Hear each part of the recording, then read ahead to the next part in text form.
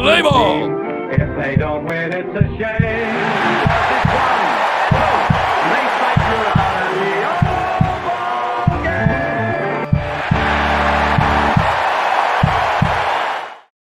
What's up, everybody? Tito Round Trippers from Abraham Drinking here for Season 2, Episode 5 of Tito Talking Tribe. Joined this evening by my special guest, Joking Jimmie Ward. What's up, man? Not much. How we doing today? I am good. Good to be here, ready to talk some baseball. All right.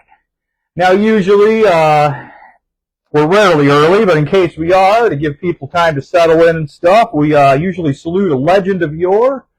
And today's legend of yore, we don't have a whole lot of facts about, but that's kind of the point. I thought we'd play in the playground of your era a little bit. Super Joe Charboneau. Super Joe. Yep. Rookie of the Year. Yeah. 1980 Rookie of the Year. That's about it for him. Yeah. Predominantly got his shot because of an Andre Thornton injury. 201 career games played. Unfortunately, his star burned brightly and briefly. That's the fewest games ever for a Rookie of the Year. The year after his Rookie of the Year, he was the first rookie ever to get sent down to the minors immediately after winning the award. Only hit 29 career homers, 23 of them, and 87 RBI. Now, in that era, those numbers were more impressive. Yeah. That was Super Joe's Rookie of the Year campaign. Brief retirement bid with the Pirates in 1984, got shut down. The main reason he got promoted was he hit 352 in the 1979 Southern League, led the Southern League. So they said he was a flash in the pan, but while he was good, he was great. So franchise icon salute to Super Joe Charboneau there. And on to the ball club. First and foremost, quick programming notes, really quick. We are Abraham Drinking. You can find our podcast wherever you get your podcasts, Spotify, YouTube, iHeartRadio, TikTok, Instagram, all that fun stuff. The General Content Boys will be live from the Lincoln Lounge, as usual, at 6 p.m. Monday night. Is always the Lincoln Lounge General Content Show. And we're back in our normal time slot after the Easter special. You can find Tito Talking Tribe Sunday nights at 8:30. And do you have anything, where are you going to be this week, Jimmy? Before I forget, I figured I'd let you get your plugs in before we settle into... On Wednesday, I will be at the Attic Comedy Club in Columbus, Ohio. All right. And then that's all that I really have this week. Okay, Wednesday at the Attic for our southern reaching listeners. Joking Jimmie Ward's going to be in Columbus Wednesday at the Attic. And also a little further down the line, not to get too ahead of ourselves, but you're going to have your own podcast, The Mental Ward, going on. Exactly. We're looking to start the Mental Ward somewhere around the last week of May. Nice. I didn't take too deep a dive into it, but just a sort of a generic summary, you're going to peel back the mask of the underbelly of the comedy world a little bit, just sort of like a behind-the-scenes look type deal, right? Right, exactly. Okay. Behind the scenes. Whenever we get together, we're going to ask them, give them their plugs and let them talk about their thing, but it's basically going to be a comedian of the week that we're going to have in our podcast, and it's not going to be an interview kind of thing. It's going to be more of a chat session like the general one that they do on Monday nights. Yeah. But we're not going to have no news like they do, I don't think. Right, yeah, more we so. We do have a couple special things. My son's having a special review on restrooms. He's going to review all the restrooms around. We're just going to do a bunch of stupid shit. Yeah. I'm allowed to say what I want, right? Oh, yeah, you can say what you want. That's useful information, restaurant room quality. We did a poll on Abraham Drinking months ago, probably about 8 or 9 months ago, about the worst dive bar in Lake County. And, for some people, voting wasn't enough. People like to comment in and take their shots. And, I'm not going to name any names, either because they escaped me or just because I'm not going to name any names. But people were mentioning bars that literally have like vegetative moss growing out of the toilet and stuff. Oh man, really? So yeah, if you're looking to avoid that sort of thing out in the entertainment circle, well, we want to go to it so we can review it. Exactly. Yeah, we're leaning right into it, so you can laugh at it, think it's funny. So, I also wanted to mention, starting the first week of June, every Tuesday we'll be at the Cove nightclub in Geneva on the Lake. That's going to be a big one. That's going to be good this year. Mm-hmm. They bumped us up from Monday to Tuesday. We're trying to get to Wednesday. Possibly would be the best spot for us to land in the future. Yeah, that'll be a good time. Come hell or high water, me and the woman always make a Geneva on the Lake a minimum of once a summer. We started that make it on a Tuesday. Oh, we year, sure so will. Come see us. Yep. Hey, yeah. Hey, we're going to make it down there anyway. We might as well give us a reason to stretch the weekend longer into Tuesdays. So Tuesdays at the Cove in Geneva. That'll be cool. So yeah, we got our programming notes, a few plugs in.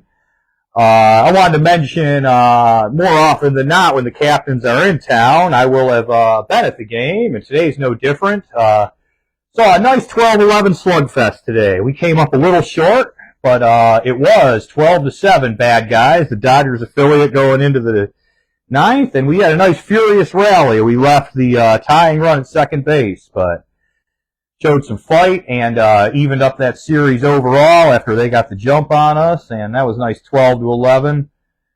Not much on the minors today. We hit the minors a lot last week. Bazana's cooled off a little bit, but you're going to cool off when you hit 800 your first week. Isn't he like 240 something? Yeah, he's still 243, which is still a pretty nice cushion considering, like I said, he was hitting like 800, so I'm sure there'll be an ebb and flow, and he'll settle into about the 300 hitter we think he can be. C.J. Kaifus at that level is still smashing. He's hitting well over 300. His average hasn't calmed down. And like I said, we spent a lot of time on Columbus last week. Welcome to the show, Will Brennan. Doug McCasey had a rough debut, as debuts tend to go sometimes, but, he'll be back. I think he was just up for that doubleheader cup of coffee. Probably. 27-spot roster exemption, and he didn't have the best game last night, but, he looked like he could be good, though. Sure, yeah. You could see he had stuff. Mm-hmm. Yep, there's definitely softer openings than the nightcap of a doubleheader against the Red Sox on somewhat short notice, so yeah, we won't hold that.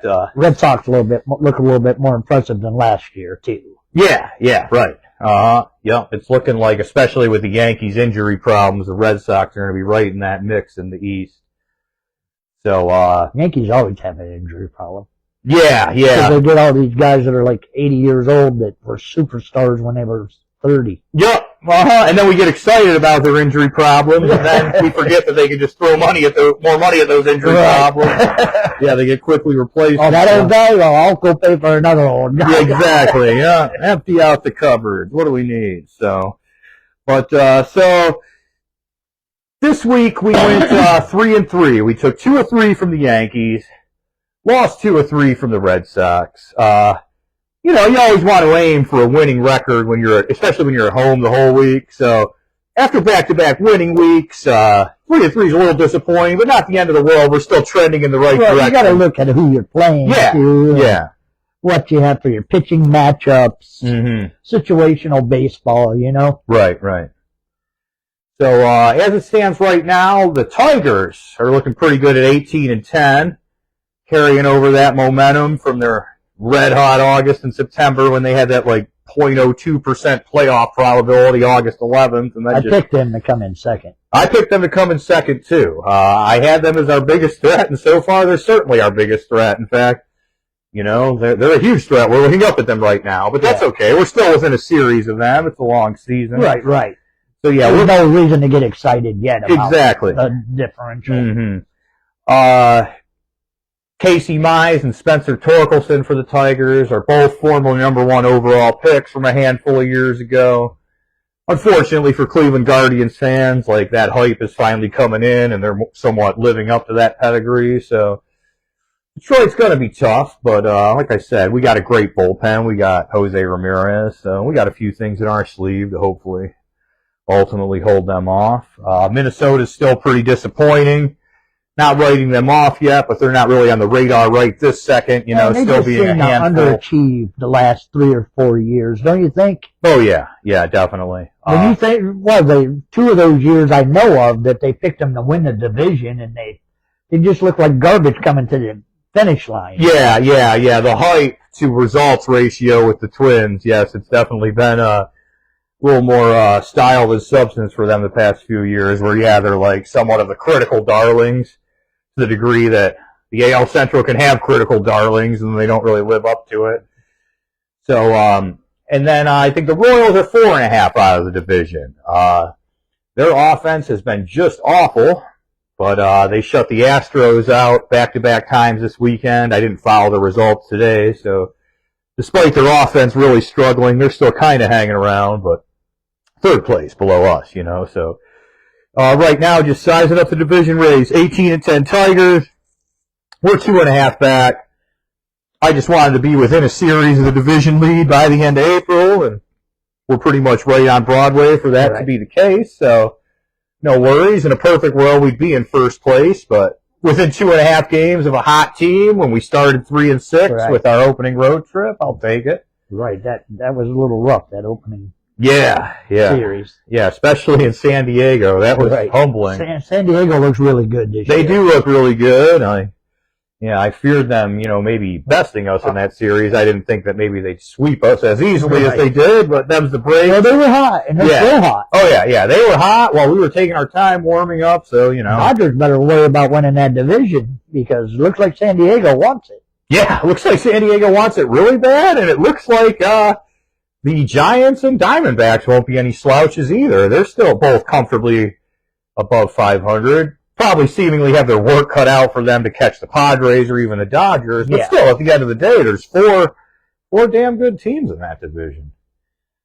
So, we got, peek at the cheat sheet a little bit. I think it's Minnesota coming in.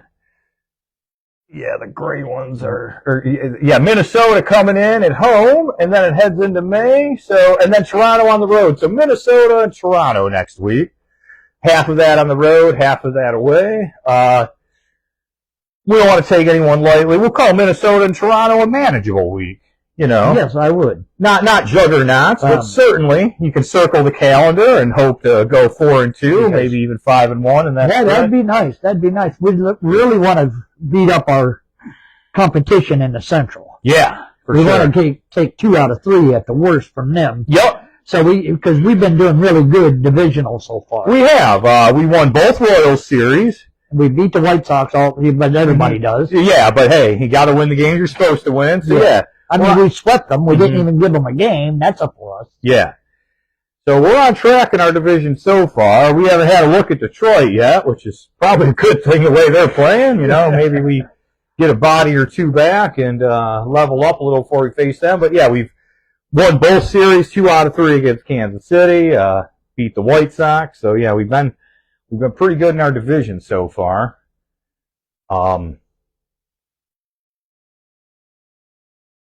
Bullpen-wise, Class A still scuffling a little bit. Numbers-wise, Hunter Gaddis, I wanted to, again, give shout-out to, is still statistically hands down our best reliever. Striking out about 13 people per 9 inning. Him and Cade Smith. Yes. Picked up right where they left off. Really good. Yeah, it was a great they really got something special in Cade Smith because they didn't expect any of this out of him. No, yeah. He really come on for him. He's just somebody that's like an anchor. He's not the closer, but he's very important to that bullpen. Right Oh, yeah. Yeah, it's a volatile bullpen world, the bullpen. And, for every blue chip guy that just loses command for no reason, I feel like Cade Smith's the opposite of that. Someone not really highly touted who was just sort of like risen like a phoenix against modest expectations. And like I said, you see a lot of very talented relievers play below expectations with huge expectations. So it's nice to see someone like Cade Smith sort of is the inverse of that. Wasn't Gladys a starter at one time? Maybe in the minors, never in the majors. Right, but when he came up, he became a reliever, I think. Yeah. I'm not... It's a good spot for him, though. Yeah. He just comes in and blows them away. Yeah. Yeah, it's a good luxury that we have 4 or 5 good high leverage I think relievers. Clause's ball's just not moving like it was last year. Yeah. I think he's a little not. I think it's something they can fix. Mm-hmm. It just must be something coming out of his hand differently because his slider, that's what he throws, right? Yeah, a lot of the time.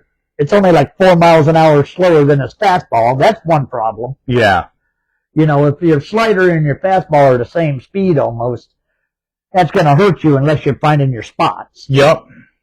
And he's been around the middle of the plate a little bit too much to have success. Yeah.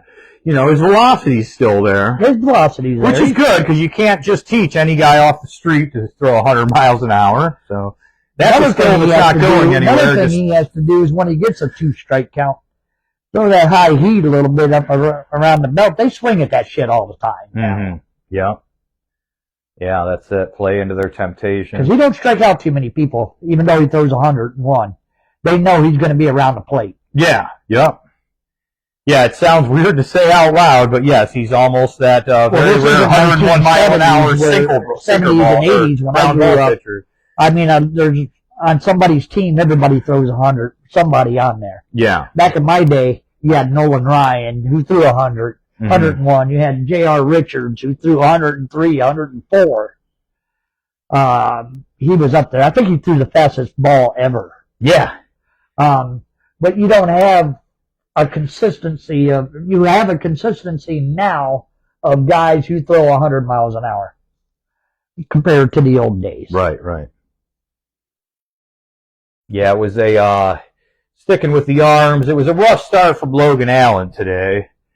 It's not going to be peaches and cream with your 5th starter always. I have been kind of low on him. I think he maybe showed us a little closer to what he is right in this moment in time than some of his other better starts. But, man, what are you going to do? We got a couple people on the injured list. If you can get 10 outings out of him in a year that he looks good, that ain't bad for a 5th starter these days. Yeah, right. You know, that keeps you in the game, whether they say less than 3 is a quality start or something.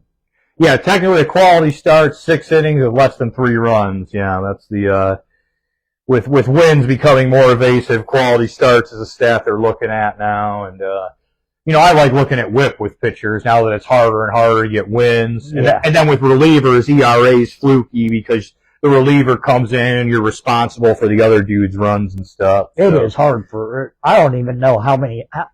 What's the statistics in the last 10 years of a guy winning 20 games? It has to be really low. It's a rare bird. I don't have the statistics. I want to say it happens maybe once in the league every other year. In the major leagues, not just the AL or NL. Right. Yeah, it's quite noteworthy. And that's changed kind of fast. I feel like as recently as like the mid-90s or so, you would rattle off a little list of 20-game winners, and now it's just sort of like Blake Snell or whoever, like there's the guy that managed to win 20 games last year. I've seen, don't mean to cut you off. Yeah, right. But I've seen an interview or Tom Hamilton talking on the radio. I didn't see it. I heard it. And he was saying that the reason why a lot of this pitching's changed is because of Tito in that series in 16, where he just kept throwing guys out there, you know. Oh, yeah. And they're like, well, we could throw guys out there. And then Tampa Bay made a living out of it after that. Yeah, mixing and matching. And their starters never went 3 innings. Right. They incorporated the bullpen game into their strategy, whereas just as recently as a couple of years ago, it was like, oh man, everyone's hurt, we have to have a bullpen game. For Tampa, yeah, you're right, Tampa wasn't even plan B. They've gotten a little away from it this year, but for the past couple of years, yeah, Tampa's just been like, alright, at least one slot of our rotation's bullpen games, and then if someone starts struggling, we'll run bullpen games in 2/5 of our rotation. Yeah, so they're definitely, for better or worse, at like the cutting edge of the analytics and trends and stuff. Kind of crazy. I've been happy for like just a quick tangent here while we mentioned Tampa Bay. Got Oakland and Tampa both playing in minor league parks this year, and sure, there's been a 13-8 game here and there, but I'm just glad that hasn't been the reality, like every game. Because obviously some of the traditionalists, like no one's been forced to play their games in a minor league park for 40 years, much less two teams. So you had all like a lot of traditionalists around opening day rumbling and grumbling, like, oh, Oakland and Tampa, every game in that park's just going to be like a college baseball game, like a 14-12 slugfest. And that hasn't necessarily been the case. More hitter-friendly parks, certainly, but, you know, it hasn't turned into beer league softball or anything there, which is cool. Like Boston. Yeah. Boston State Field is something else. I'd love to see it in real life. Yeah. That and Wrigley are my two dream fields to go to. I agree, man. Yeah, I would say that and Wrigley would both be great. I've driven by Wrigley. I haven't gotten a good look at either. I haven't even driven by Fenway. And yeah, that seems to be the consensus. Like, a lot of people fall in love with some of these newer parks, and there are some beautiful newer parks. But yeah, as far as the old parks go, it feels like throw a dart at the board and someone's dream park is either going to be Fenway or Wrigley. Right. You know, a lot of tradition in Yankee Stadium. I don't think it's necessarily anything special as a ballpark itself, but a lot of people like to make it a priority to get there just because of all the traditions. Hall of Fame's there, so. Yeah, right. Hall of Fame's in Cooperstown. Right. So, yeah, here we sit, a few games over 500 within a series of taking the division. Wrapping up a long homestand against Minnesota, and then we go to Toronto. Two teams that, you know, probably safe to say when everything's going all right, above average pitching, not terribly scary hitting. I know Vlad Jr. just got extended. They got a couple boppers in Toronto, but they're not really going crazy over there. They look like they were going to come up and contend for the division the last couple of years, but this year seems to be a little lower. I look for Baltimore, Yankees, and Boston to be ahead of Toronto. Yeah, you're right. That's a tough division. Nothing against Toronto, but just because it's such a tough division, I had them in 5th place, ergo last in my prognostications. Tampa doesn't look like much on paper, but they never do. They're good at mixing and matching and getting something out of nothing and being competitive. They're like a bad division that screws them from winning championships. Sure, in the division. Yeah, you throw them in the NL Central. They play like Guardians ball, you know, payroll-wise. Yeah. You know, even lower. I think they're the lowest payroll in baseball, or at least they were last year. Yeah. Oakland might be lower. Right. Oakland might be lower, but you're right. That's a whole other tier, Oakland and Tampa. It's scary to think. Like, obviously, we wish we had the checkbook of, like, the Yankees, Dodgers, even Padres, but it's all relative. Like, believe it or not, you got the A's and Rays actually jealous of our payroll. Right. So, you know. Did you know, could be this is a fun fact. Okay.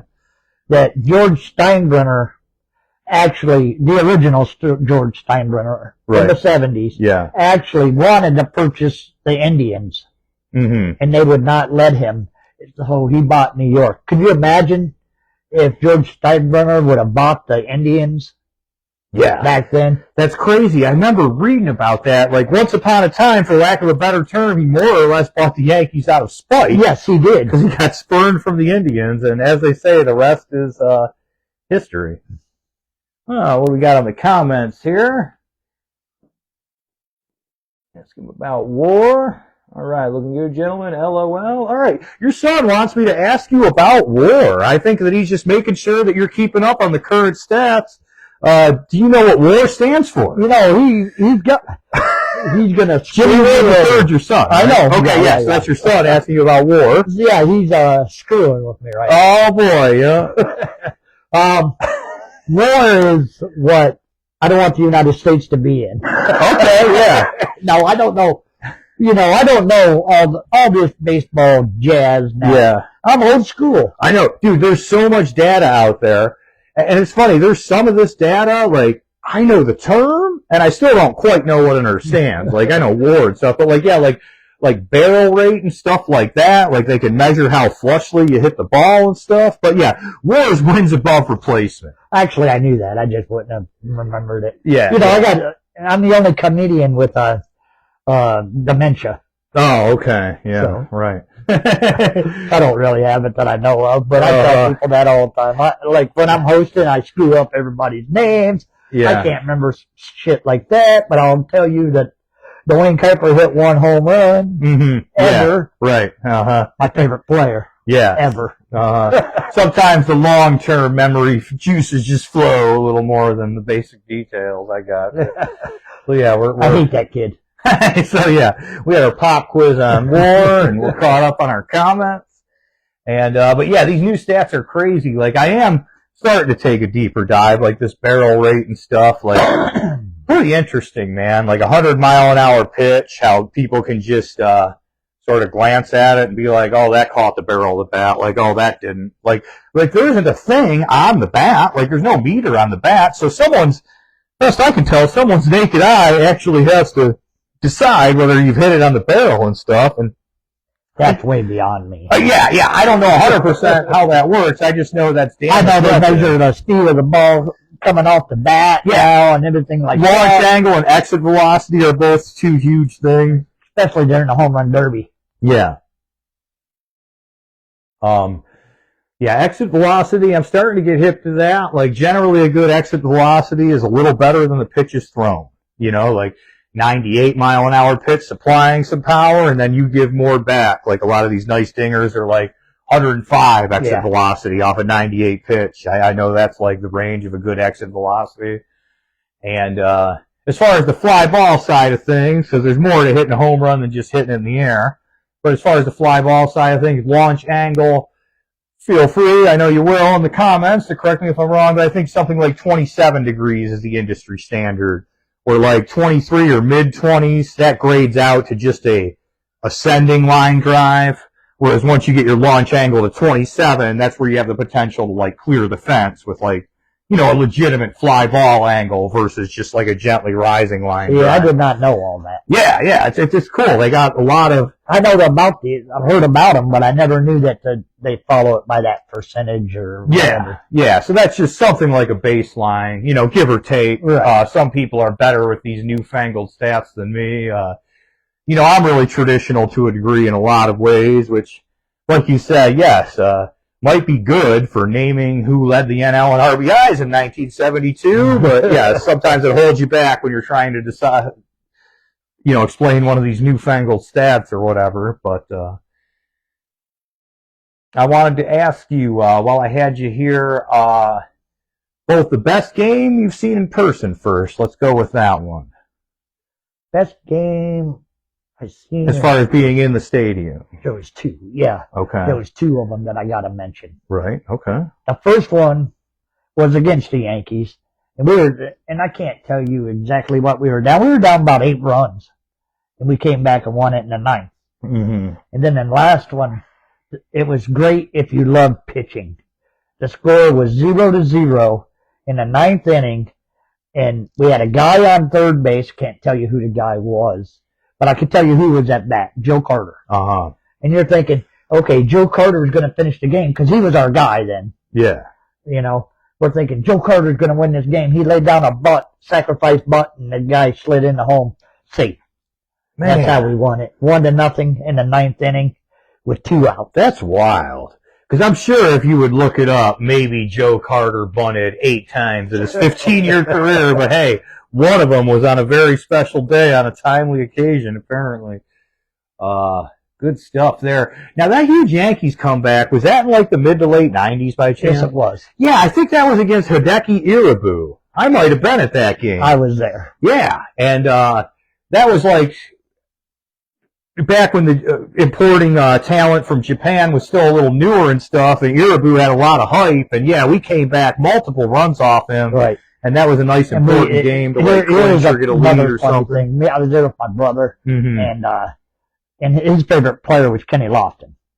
And Kenny Lofton had 1 home run most of the way through the year. This is when he didn't have as much power like he did at the end of his career. Uh-huh.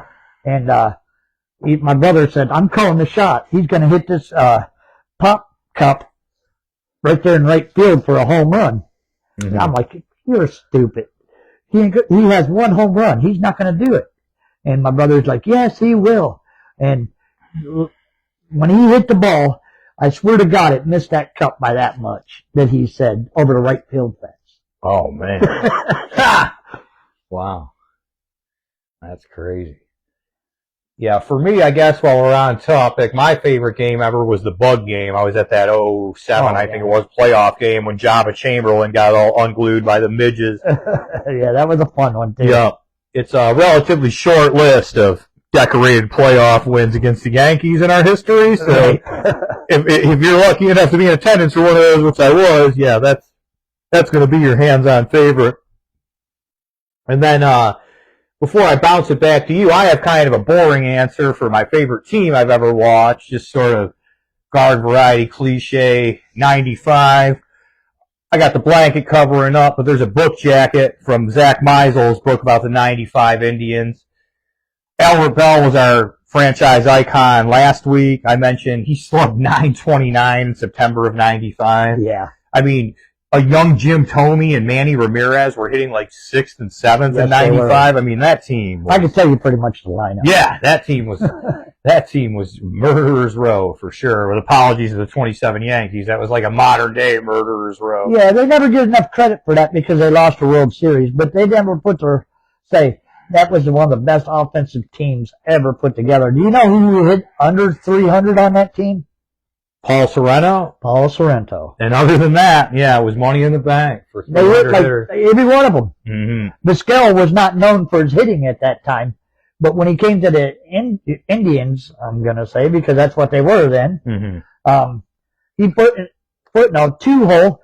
So who are you going to pitch to? You going to pitch to Vizquel or Baerga back then? Yeah, so he saw plenty of Yeah, hit he's seen plenty of pitches. His average rose up to elevated his 310, and he was only like an average 270 hitter, I think, before he became to Cleveland. Mm-hmm. We got him for Felix Fermin, I believe. We did, yes. For all the criticism and stuff we get when we make perplexing trades, let's not forget every now and then we do outsmart these other teams because, yeah, all due respect to Felix Fermin, but that guy had like a 3-year peak and was all glove, no bat. Like, that was a nice coup to get Vizquel for Fermin, and my memory serves me, more or less a straight-up trade.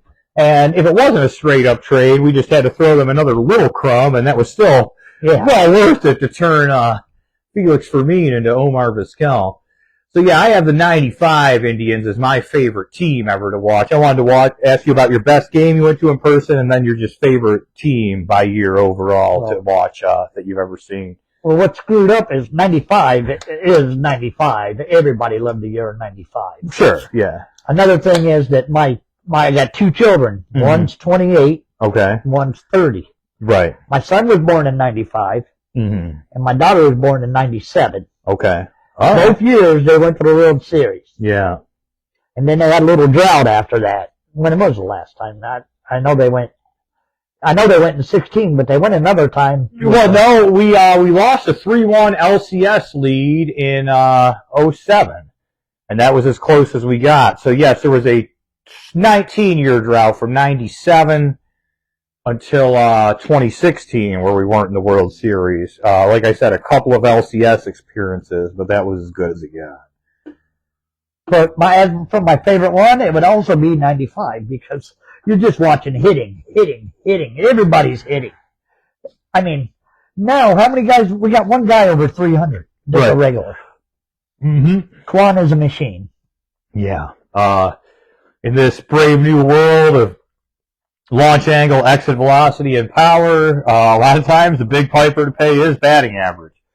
There's people that say batting average isn't as important anymore, and, you know, I'm not really going to take a side in that debate. That's something I'm willing to entertain, but at the same time, even if batting average isn't quite as important, yes, to go from 8 300 guys to 1 300 guy, it's like, man. Well, runs are important, and you can't score them without a hit.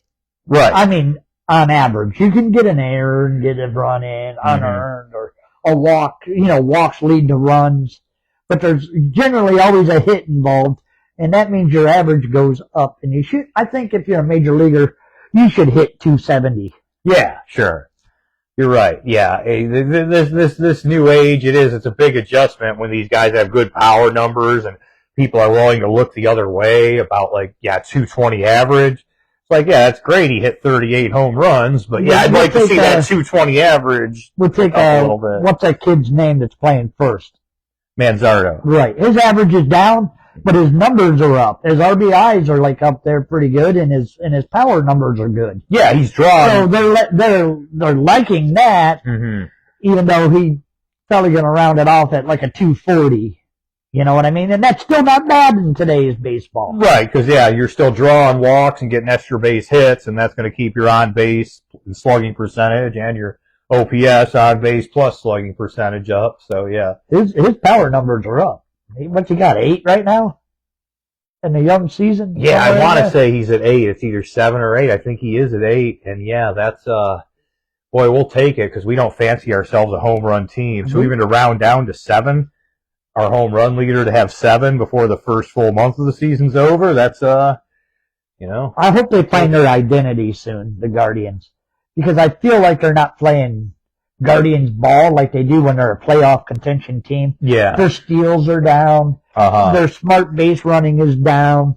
A little more errors than we're used to seeing. A little bit more errors. They had 4 today. Yeah. And we I know that he's a burner, but we let Duran Duran steal home. Yeah. And like a 6-0 game. And part of that can be chalked up to the element of surprise because you're not expecting people to steal home in a 6-0 game, but still, like, surprising or not, it's never a good look. I don't care how improbable it is, how fast the guy is. Like, to have someone steal a home kind of with ease to the point where you don't even have to, like, do a double take to see if maybe you need to challenge the play. Like, that's not good. It just someone sort of come and steal home in the like 70s, that. in the 70s and the early 80s, maybe even longer, there was a golden rule that you would not steal home right there. Right. Yeah, that was you can't have a considered bush lead. 6-0 lead and still home. Especially, yes. You're showing mercy to your other team. Yeah, But today's baseball is a little bit different. People steal when they have a big lead. They just do. Yeah, the culture is to get your numbers while you can, and then also, too, to be fair, 6-0 is still a little safe. It's maybe less safe than it was prior to the steroids era in like the late 70s, early 80s.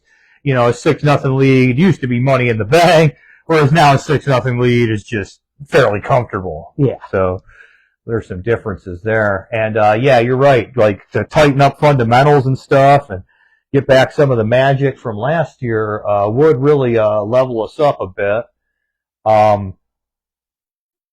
Last episode, like I said, I spent a lot of time on the farm, especially Chill Will we were talking about right before he went live. He's got an impressive average. Now, we've already seen what he can do in the big leagues. That's why I think even though Chill Will and another Will Wilson, were both hitting at a good clip, we gave Will Wilson his shot because they both had like roughly the same gaudy good stats in AAA, and it was just sort of that whole let's see what we got in Will Wilson because we've already seen what Will Brennan can do. So we got to find something to lengthen out that lineup, though. Yeah. Big Christmas, right field's been a black hole.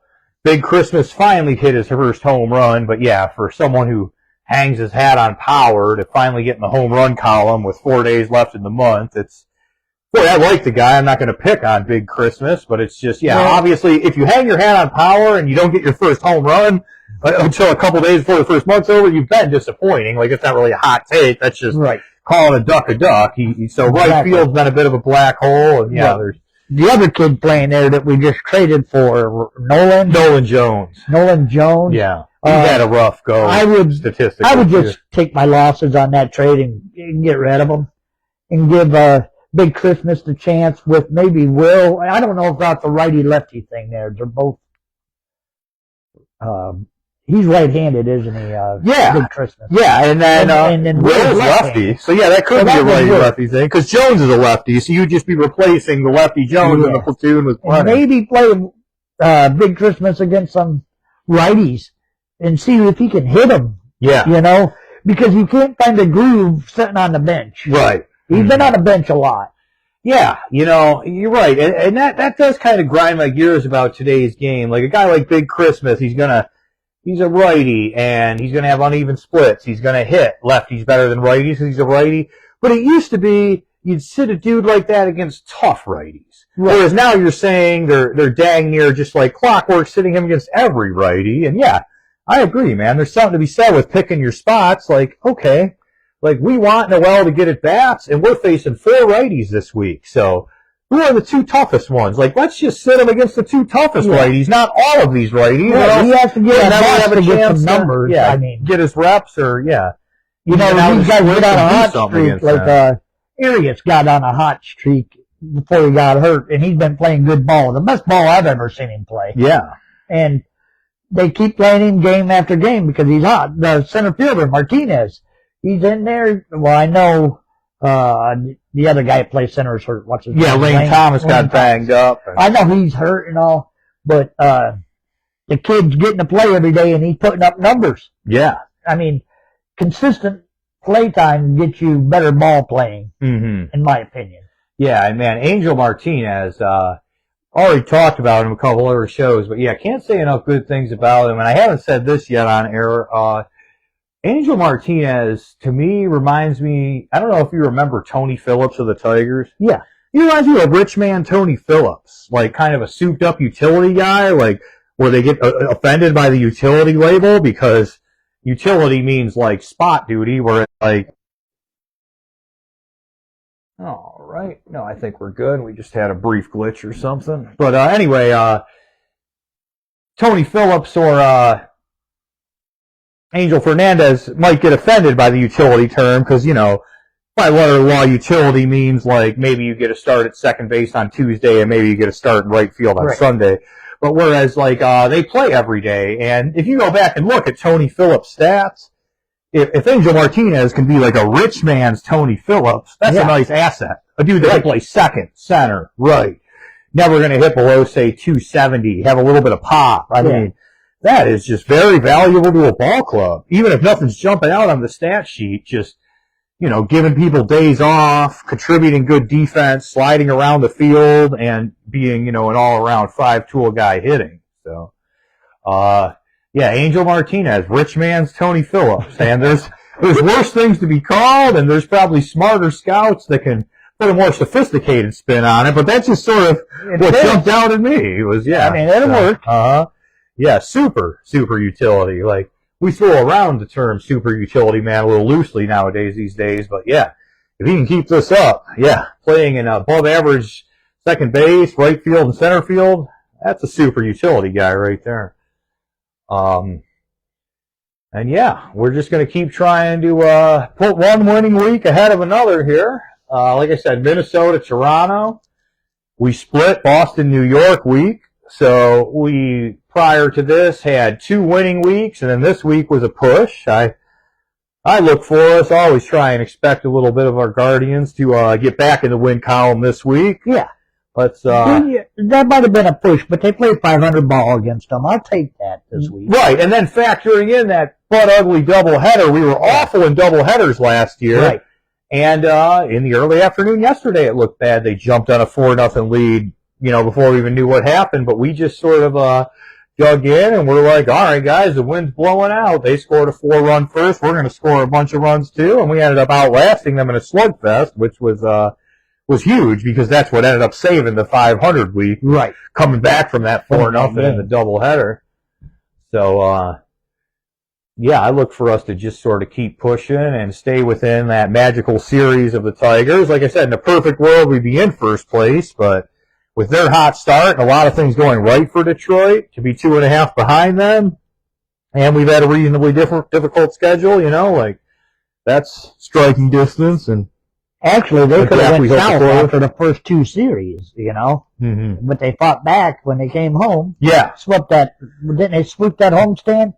Yeah, because we were 3-6 after our first 9 on the road, and then we had a couple of decisively above average weeks between, you know, when we were almost sweeping the Pirates, and just really rolling, taking 2 out of 3 of like everything there once our home schedule first started to really erase any sort of hole we dug earlier. So you know, I remain really hopeful on these guys. It's a 162-game season. Cleveland's a snake-bitten town, so it's like today you lose this series. You go in the chat rooms like, can't compete with Boston. I knew it. What a bunch of fucking idiots. Like, you know, like, sure, we wanted to win the Boston series, but the sky isn't necessarily falling because we lost the series. It's a long ways to go. It's a good competitive coastal team. So, we've touched on the arms and the bullpen. We didn't do a ton on the minors today. I wanted to give Angel Martinez as Rich Man's Tony Phillips comp, and that's about where we're at. We head into next week, a few games over 500, better than Kansas City, a little worse than Detroit. Right now, Minnesota not even a factor. Let's keep Minnesota not even really a factor by winning that series. Let's beat them up while they're down. Yep. Mm-hmm. Take 2 or 3 from Minnesota, and then do what we can to win the series. They got the 4-game series. I know. I think it is too, because I think I remember them mentioning that it was a 10-game homestand, and we're already 6 into that. Because we're due for a 7-day week, because as it commonly is, we've had a Monday or Thursday off like clockwork to get into the meat of the schedule. But we'll be settling into the dog days, where instead of a day off a week like it's been, I'm pretty good at getting 10, 12 days. Yeah, 1 or 2 days off a month will be the norm instead of a day off a week, which, hey, I'm fine with, because, you drop a game or whatever, you want to stay hot. It's like, you look at the schedule and you're like, oh man, an off day. Like, I know off days have to happen, but like, to a degree, they kill momentum and are boring for the fans and stuff. So I'm all about once we settle into the grind and have our whole like 1 day off, 25-day stretch. What do you think about all these extra new rules, like okay, second base, I'm glad extra inning game? I'm glad you asked.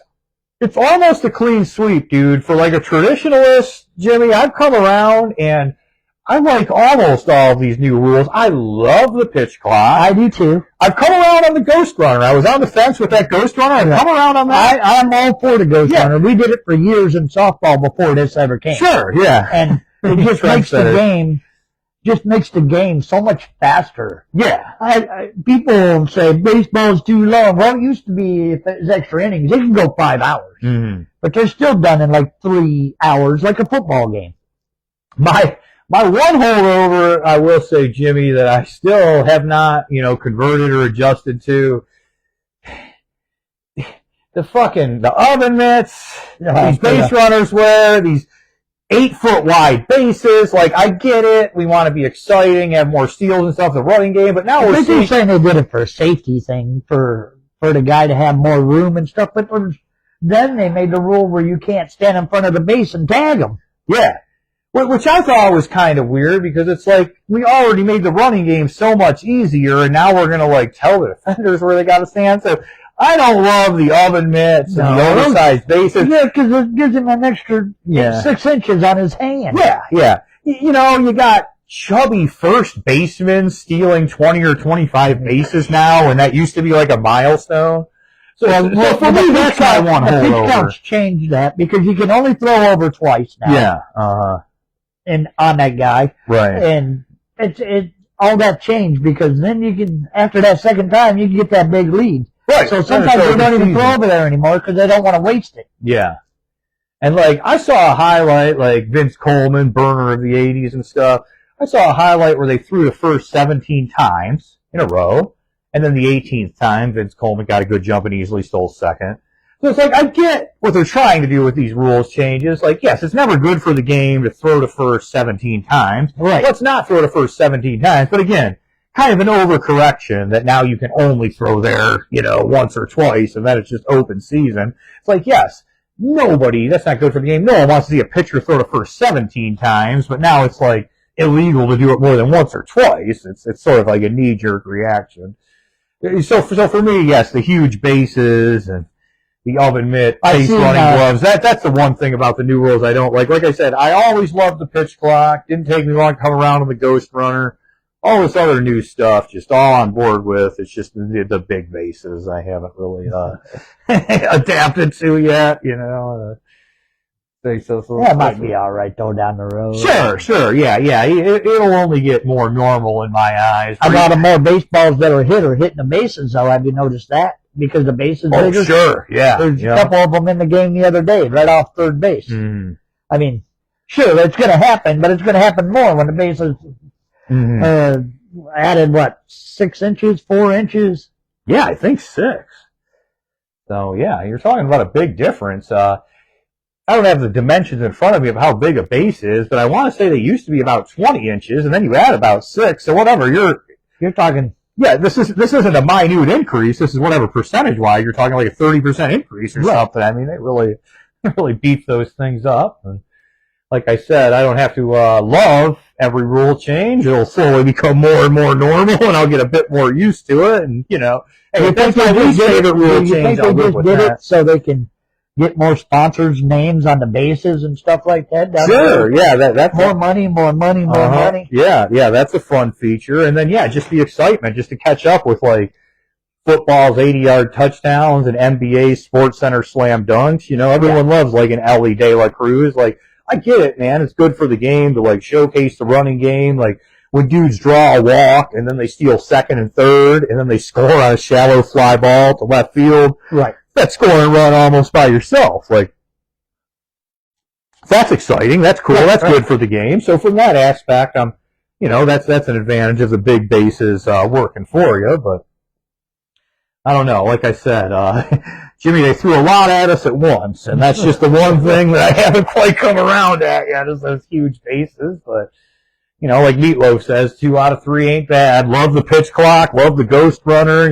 Most of these new amenities I've taken in stride. So if it takes me another year or two to get... So now the pitchers are using that clock to hold the runner.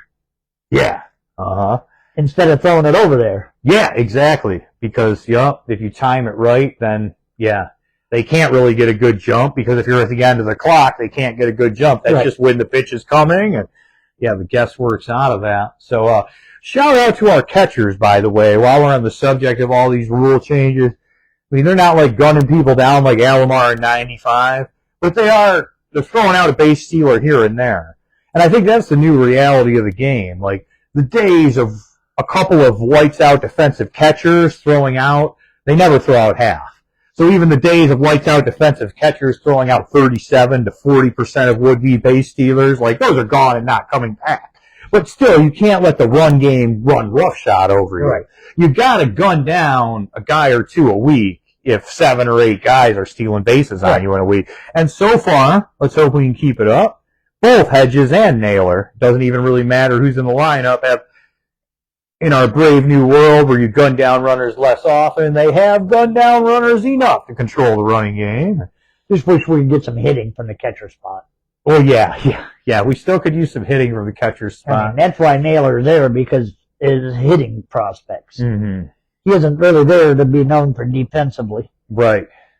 Wish we'd get him well above 200 instead of always hanging around that 200. Absolutely, because, Hedges, it seems like, has been in the lineup like clockwork once or twice a week, and that's just because it's like, why not? Like, it's not hurting you in hitting, really. Yeah, it's customary to platoon your catchers and give them a rest, and if Bo Naylor's not going to be much above 200, why not play Hedge a game or 2 weeks? So you're right, that would add another dimension to our offense.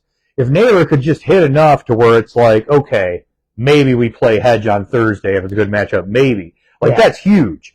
If we have a better catcher in the lineup 6 days a week instead of just like flip-flopping Naylor and Hedges, that can really raise things a dimension. And, Naylor's never going to be like Johnny Bench or anything, but like, for his pedigree and what he can be, there's some room for improvement. Yeah, like, if he would just level up a little bit. I don't know. I think he needs to go in the cages for about 3 hours. Mm-hmm. Yeah, right. I don't know how much they practice hitting, but they need to practice. I'm sorry. If I'm sucking at something, I'm going to do as much as I can to make myself better. I know, yeah. You're right. You hear about that. Let's hope that happens in baseball, because you certainly hear about that in NBA, like when someone sucks at the free throw line, or like, he let himself into the gym and he's a workhorse. He took 600 free throws at midnight yesterday with no one but the janitor to watch him. So yes, let's hope that there's stories like that about our struggling hitter. Like, man, Bo Naylor and Nolan Jones just let themselves into the complex, and I want to hear that. We're in the cage for a couple hours. Yeah, that would be great to hear. So, in a nutshell, I mostly like where we're at. It's obviously a slow burn with a lot of games to play. We could use a little more catcher offense.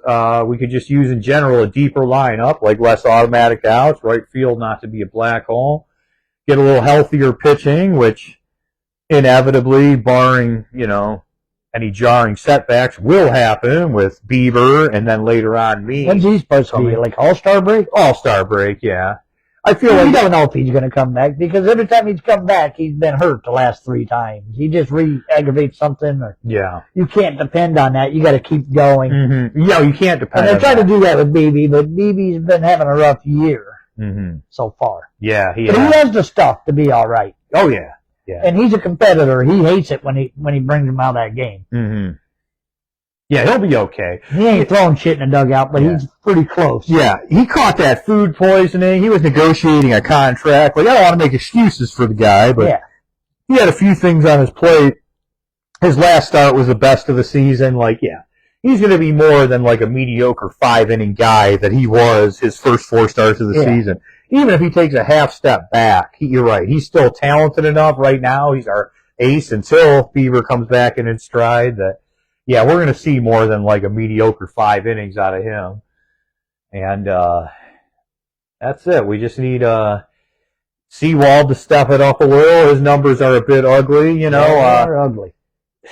$7 million for a relief pitcher? That's not a lot of money to some people, but on our budget, that's a lot of money to us. Like, we don't like seeing our $7 million reliever have like a bloated whip and a 5.23 ERA that he does. I think it's even worse than that after his last poor outing. Yeah, I think they're picking him to go in the games when the game's over, and you're paying him $7 million. Right, and he's not even in high leverage situations right now. So, luckily we got a lot of flame-throwing bullpen guys on the rookie contracts. I guess it all comes out in the wash. Here's a good one for you. What they paying? What the backup catcher? What's his name? Hedges. They're paying him $4 million. $4 million, yeah. Yep. I think it's $4 million. Well, that's a lot for a backup catcher that's going to play once a week. It is, yeah. But my son says, because he's a dumbass, because I know he's watching. Right. He's part of the coaching staff. He's the guy who that's what they say. He's such a good locker room guy. He's like a coach on the field. Let him retire and do that then. Right. Get us a catcher that hits. Yeah. And save a few bucks, because a good assistant coach only makes $2 million. Yeah. We can be like, all right, congratulations, coach. Let's cut your salary in half. Here's 2 instead of 4. And I like Hedgie. I do. No, I like Hedgie too. He is good in the clubhouse and everything. You can see that, especially like when they win the division or something. Everybody's always huddled around him because he's a big part of the team. Yeah, he's a good ambassador to not just the Guardians, but Cleveland in general. You'll see him supporting our teammates. You'll see him wearing like his Cavs shirts once the playoffs start. So he's a good clubhouse dude. $4 million for a guy who's going to play 40 games. Right. And then our owner's going to look us in the eye and say we're on a budget. It's like, I mean, we are and we're not, because we've all of a sudden find $4 million in the couch cushions for a backup catcher. Like if we didn't sign him for $4 million and let it go a little bit longer, was he going to get $4 million anywhere else? Absolutely not. So I think that was a classic case of bidding against ourselves. Like, we really want this guy. Someone might give him 3. Let's just give him 4. Whereas, the whole business negotiation side of it says, look, I don't think anyone wants to give this dude more than 3. So let's offer him like 3.3. No, we seemingly cut through all the bullshit, and we're like, all right, we're going to put 4 down and take you. Yeah, we were going to put 4 down and get this signing. So go Tribe. Let's keep getting closer to the Tigers. And you have any sort of last words or observations or final thoughts before we sign off, Jimmy? I would just love it if they got another 270 hitter that with a little bit of power to stretch it out the lineup more. I mean, they need something where they can fill a hole and hopefully have a little bit of speed too, because I want to get back to the running game. Them guys are running like hell for 2 years. Yeah. And now it looks like they don't want to. Right. All I want to do is see the Guardians succeed. They've been my team since '74, and I've seen a lot of losing seasons, and I'm so happy since '95 I haven't had no droughts where I haven't seen a long stretch of losing. You're right. We've been pretty spoiled. It got a little rough those Manny Acta years, like the late 2000s, but that was just like a bad 2 years. So yes, it has been nice in the past 30 years or so. We've been generally competitive, other than like a bad, maybe 2 years in a row at most. You got to realize before we were in a division with the Yankees, Yeah, it was just the East and West. So we had all the East Coast powerhouses that we had to pass and compete with. And yeah, we didn't do too well in that format. So yes, we were one of the big winners to the Brave New World 3-division realignment. Yeah, so that did help us dramatically. So that's what I got for you. Go Tribe. Yeah, go Tribe, man. That's about it. And again, it wasn't a winning week, but it wasn't a losing week. So ever since we started on the road, we had back-to-back winning weeks and a push. So let's get back in the win column this week with first the Twins at home and then Blue Jays on the road. Don't forget to tune into the general content from the Lincoln Lounge Abraham Drinking Show at 6 tomorrow. Joke and Jimmie's going to be in Columbus this week. He's a little lightly booked, but if you're on that end of town, catch him in Columbus. Wednesday you're in Columbus, right? Wednesday. Yes, on Wednesday. the 15th, I'll be in Parma. All right, and then on the 15th, he'll be in Parma. So a couple gigs coming up for Mr. Ward. And I really appreciate you coming on and talk some baseball. It was nice being here. Outstanding. All right. That's all about all I got for this week. Thanks for listening, guys. Go Tribe. And once again, welcome to the show, Will Wilson and Doug Nikhazy. You'll be back, too. Better days ahead. Play ball! If they don't win, it's a shame.